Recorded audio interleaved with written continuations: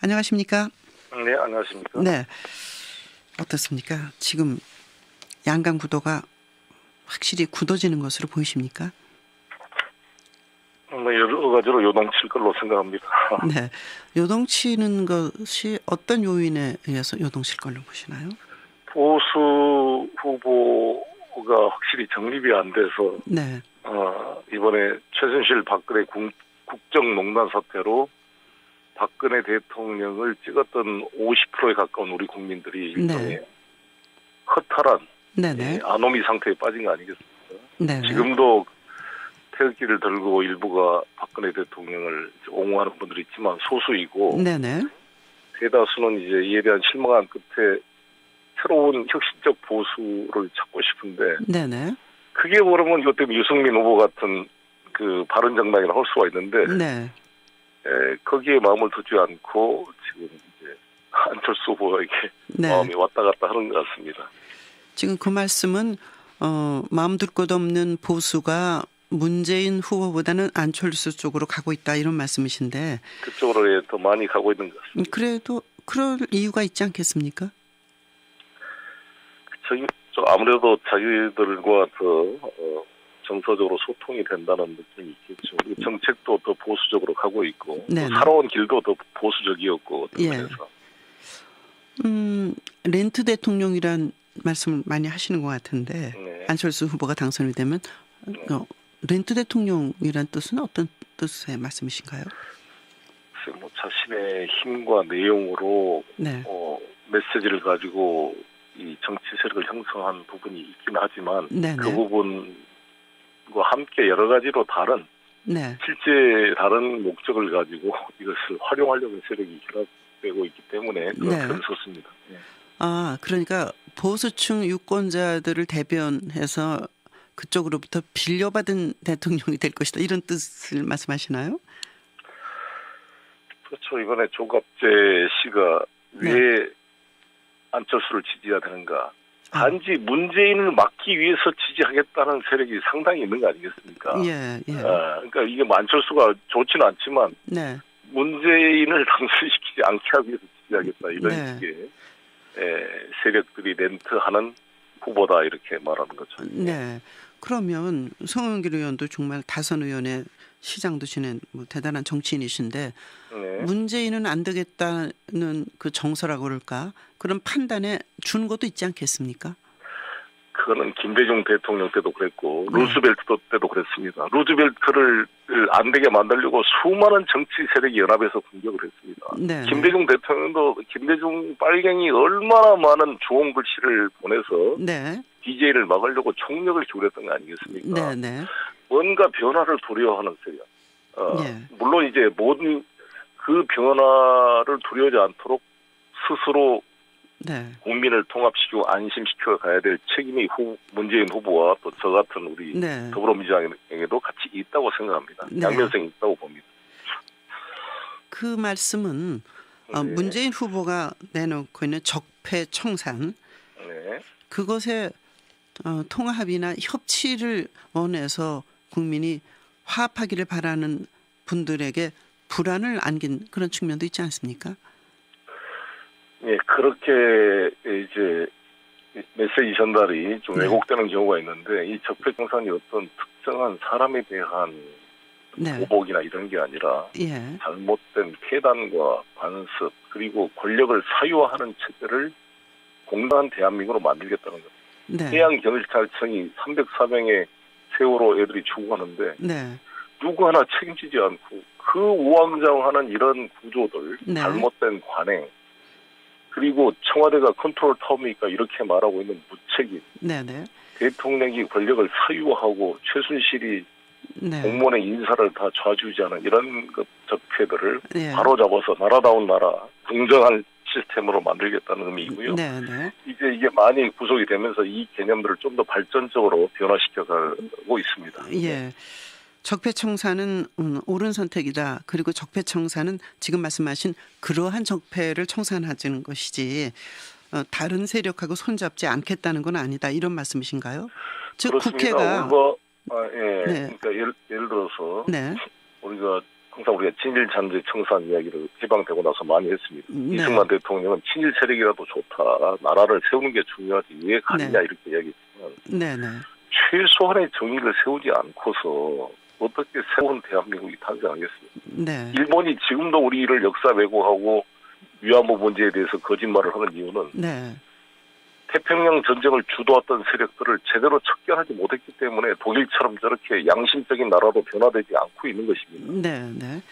그러니까 최소한의 그러한 정의를 세우는 작업이 서야 네. 올바른 통합이 이루어진다라고 생각합니다. 그 국회 선진화법 때문에 네. 그 스스로 혼자서 모든 걸 이끌어갈 수 없는 상황이 돼 있지 않습니까? 180명 그렇습니다. 이상의 구현을 보유하지 않는다면, 네. 그러니까 어느 정당 또는 뭐 어느 뭐 세력이라고 말해야 될까요? 네. 손잡지 않고는 안 될 텐데 네. 어떻게 이끌어가실 생각이신가요? 그게 협치가 필요한 것이죠. 그렇죠. 협치에서 협력하고 또 국민의 여론이 중요하고 지금은 국회가 네. 사실 의원 내각제면 해산시켜야 될 정도로 민심과 유리될 때가 많습니다. 네네. 그러나 지금은 해산권이 없다 할지라도 이번 촛불 민심에서 보여준 것처럼 네. 국민들의 열망과 유리된 의사결정을 하기가 어려워졌습니다. 네네. 같이 국민의 지위와 또 그렇죠. 국회와의 예. 진정한 대화 정치력이 병행되어서 예. 개혁 입법들이 이제 통과될 수 있도록 노력할 네네. 것입니다. 의원 집정부제, 의원 내각제 개헌 얘기에 있어서 네. 그 문재인 캠프에서는 선을 긋습니다. 내년 뭐 6월 지방선거에 붙이겠다. 네. 그거는 3년제 그 대통령제를 이번 그 19대 대통령은 3년제 대통령 하는 걸 받지 않겠다는 뜻으로 해석해도 됩니까? 뭐 그렇게 단정적으로 말할 문제는 아닌 것 같고요. 네네. 지금 문재인 후보께서 국민들의 의견을 수렴해서 내년 지방선거 때 동시 국민투표로 네네. 개정안을 만들자 이런 거 아닙니까? 네네. 물론 문재인 후보는 대통령 중임제 그리고 책임 총리제 네. 결선 투표 도입 같은 그런 입장을 제시하고 있습니다. 그래서 네. 우리 헌법이 가지고 있는 내각제적 요소를 네. 최대한 활용하겠다 이런 의사를 표시하고 있는데 예. 의원 내각제나 이원 집정부제를 대통령이 배제할 수는 없습니다. 네. 그렇지 않겠습니까? 현재 현행 헌법상 국회의원 과반수가 발의하면 네네. 대통령과 함께 헌법 개정 발의가 됩니다. 예. 그리고 이것은 최종 헌법 개정안은 국회만이 의결할 수가 있습니다. 네네. 따라서 이것은 이제 의원 내각제나 이원 집정부제도 충분히 논의될 수가 있는데 네.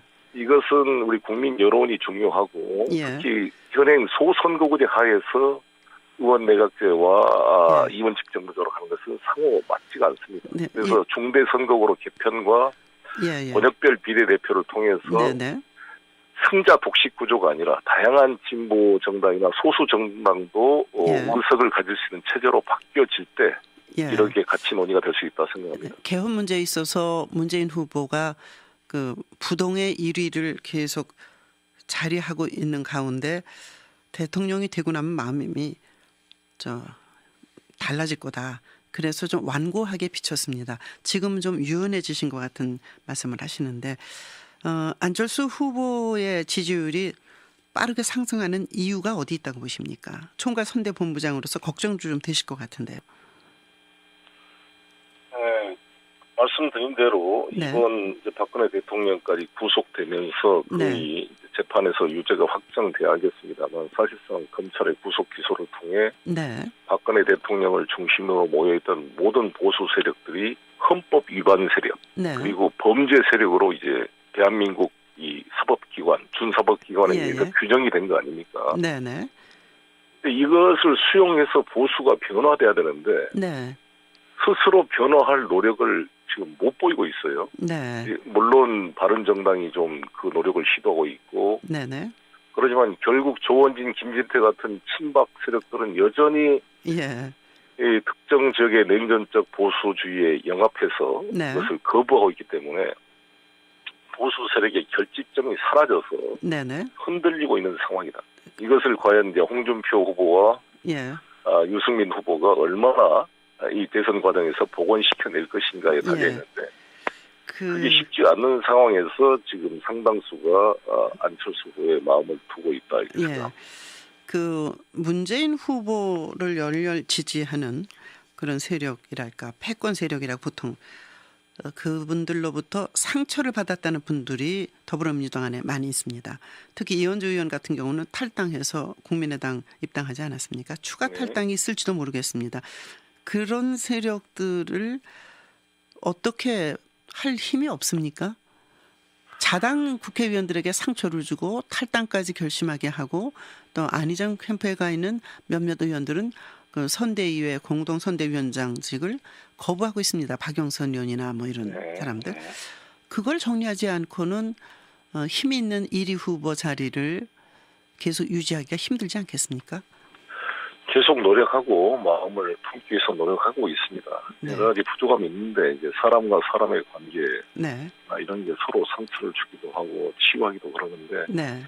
더 큰 폭넓은 마음으로 통합시켜 갈 생각이고 그렇게 노력하고 있습니다. 네. 그리고 이거 하나만 네네. 말씀드리고 싶은데 문재인 후보의 어떤 개인 문제도 네. 일부 있겠지만 그 문재인 후보의 사람이 떠나간다 이렇게 공격했지만 네. 다 비슷한 이 정치를 하다 보면 우리 박찬숙 네. 우리 앵커님도 다 느끼셨겠지만 지금 안철수 후보도 왔던 사람들이 떨어져 나온 사람들 쭉 다 아시겠죠. 윤여준 의원, 최정직, 박성훈, 네. 김종인 하다못해 핵심했던 금태섭, 송호창 의원까지 다 떠나갔거든요. 예. 그리고 그때는 자기 밑에는 비서관이 이익의 성호사설을 인용하면서 네네. 비서관을 떠난 글을 올려서 논쟁이 되고 있습니다. 예. 따라서 다 상처를 하고 이런 게 있습니다. 네. 그런데 문제는 저는 정치를 하는 데 있어서 네네. 우리가 개인 간의 무슨 사교 클럽 그 회원들의 모임이 아니다. 네. 정치라는 것은 그 어떤 시대 정신과 국민이 필요한 그런 이 네. 소명에 결합하는 것입니다. 저도 사실 문재인 후보와 친문 세력도 아니었잖아요. 예. 뭐 왜 문재인 후보를 대선 맡게 됐어요? 그 더불어민주당 대표 출마했을 때 솔직히 말해서 다 될 줄 알았는데 떨어졌잖아요. 예. 상처를 많이 네, 받았어요. 상처를 많이 받은 문제 그래서 아닙니까? 별로 예. 저 안 하겠다 그랬어요. 처음에 이거 예. 선대부장 맡아달라고 할 때. 예. 그러나 이것은 저는 이 문제는 그 우리가 현재 우리 국민이 요구하는 더불어민주당이 요구하는 일종의 제가 도구론을 쓰고 있습니다만 네네. 문재인은 이 시대가 요구하는 소명을 감당하는 도구가 아닌가 이렇게 생각합니다. 자, 3D 프린터를 3D 프린터로 읽고 또 어제는 부산이가 어디 가가지고 5G로 읽었어요. 5G를. 4차 산업에 대한 이해가 상당히 부족하다. 그거에 비해서 안철수 후보는 이쪽은 그래도 선두주자다. 이런 인식이 있습니다. 또 공공일자리 81만 개. 이건 뭐 25년간 1,200조 원이 넘는 재정 부담이 발생하는데 이거 불가능하다. 물론 이 질문은 전윤철 그 선대위원장에게도 드렸습니다마는 이런 정책이 제대로 조율되고 있는 겁니까? 또 그만한 능력과 자격이 있는 겁니까?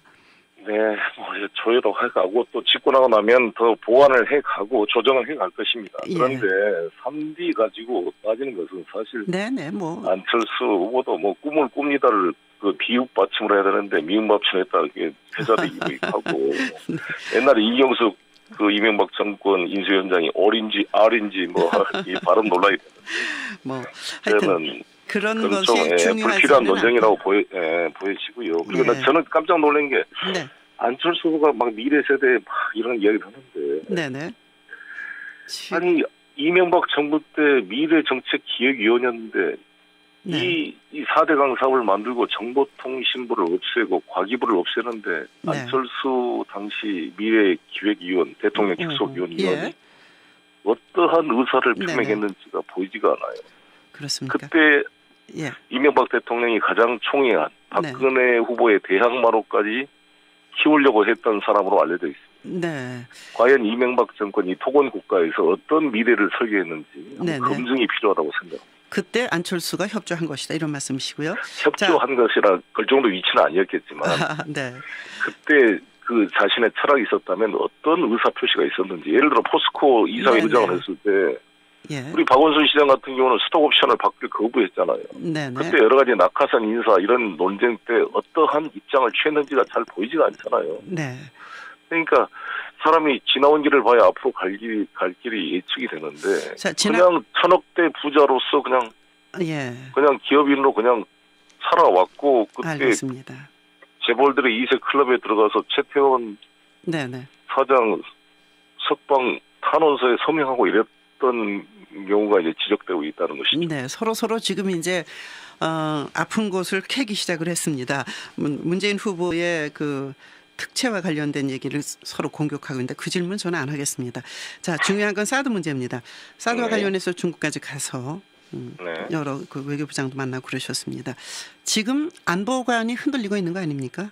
문재인 후보가 현실감 있는 안보를 챙기고 있습니까? 사드 반대하다가 지금 바뀌고 있습니다. 그걸 어떻게 아닙니다. 말씀하십니까? 가장 현실적이고 풍부한 국정 경험이 있는 후보다운 정책을 제시하고 있는 거 아닙니까? 네. 어제 제가 우다웨이 네네 만나셨죠. 부부장을 만났는데 우리가 이런 입장, 새로운 정부가 이것을 검토하고 네. 이 국회에 심의를 거쳤다는 입장에 대해서 주변 국가들에게 신뢰를 주고 있는 거잖아요. 예. 그리고 지금 가장 중요한 건 사드 배치보다 중요한 건 북한의 6차 핵실험과 도발을 막는 건데 네네. 그것을 막는 힘은 여전히 중국입니다. 예예. 미국이 독자적으로 막겠다는 것은 선제 타격과 공격인데 그건 한반도의 전쟁입니다. 네. 이거는 홍준표 후보도 반대하고 있는데 예예. 그러면 중국과 협력을 포기하고 미국의 항공모함에만 의존해서 크루즈 미사일을 평양에다 쏘아라? 그러면 그쪽이 반격하면 우리 나라를 망하게 만들죠. 네. 1분밖에 시간이 이거를 없는데 지금 막을 수 있는 후보는 문재인 후보밖에 없는 거죠. 6차 핵실험이 발생한 경우에 사드 배치를 찬성한다 그런 말씀이신가요? 그렇다면 2006년부터 5차 핵실험 이루 아닙니다. 과정 동안에 북한을 그렇게 이해를 못했다는 얘기가 되는 거 아닙니까? 아니죠. 그게 아니라 예. 북한이라는 존재는 대단히 이 중소 분쟁 과정에 살아남은 이런 눈치를 잘 보는 친구들이라 네. 아주 교활한 면이 있습니다. 그래서 네. 지금 가장 중국이 네. 이 사드 배치 논란 속에서 이것을 확장해버리면 누가 북핵 예. 실험을 막는데 저렇게 열정적으로 뛰겠습니까? 네. 압박을 주는 거죠. 그래서 어제도 만났을 때도 우리 문재인 후보께서 네. 어제 말씀하신 거는 중국이 사드 가지고 우리를 뭐라고 불만을 표시하기 전에 최선을 다해서 북한 도발을 막아달라는 예. 강력한 압박의 표시인 것입니다. 알겠습니다. 네. 이것만 가지고도 1시간 이상 토론을 네. 해야 될 텐데요. 네. 잘 네. 들었습니다. 오늘 고맙습니다. 네. 감사합니다. 네. 더불어민주당 송영길 선대위 총괄 본부장을 만났습니다.